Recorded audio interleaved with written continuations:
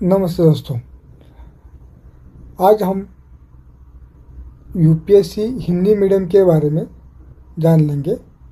ठीक है, तो यूपीएससी हिंदी मीडियम में कौन से सब्जेक्ट और उनके जो बुक्स हैं कौन से अवेलेबल है या कौन से बुक्स हमें पढ़ने चाहिए, उसकी हम लिस्ट बनाते हैं।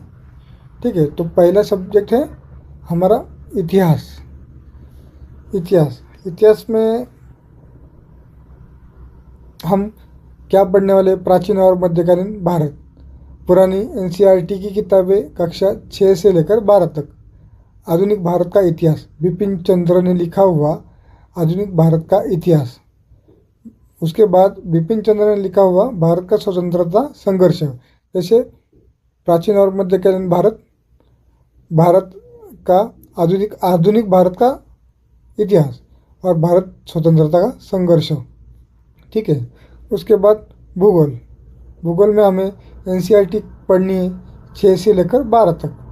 उसके बाद भौतिक भूगोल, जीसी लियोंग द्वारा जो लिखा हुआ है भौतिक भूगोल, वो हम पढ़ना चाहिए। ऑक्सफोर्ड स्कूल एटलास, ये मैप है। मैप किस लिए पढ़ना चाहिए?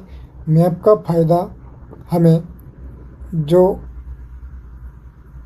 दिशा रहती है, मतलब जैसे उत्तर दिशा, पूर्व दिशा, पश्चिम दिशा, ये दिशा में कौन सी नदियाँ है, कौन सी जल प्रणाली है, कहाँ पे कोई पठार है, कोई हिमालय कहाँ पे है, उन भागों की विशेषताएं हमें मालूम होती है ऑक्सफोर्ड स्कूल एटलस से। ठीक है, उसके बाद भारतीय राज्य व्यवस्था, मतलब हमें इसको पॉलिटिक्स कहते हैं। ठीक है, अभी पॉलिटिक्स में भारत की राज्य व्यवस्था बाय एम लक्ष्मीकांत।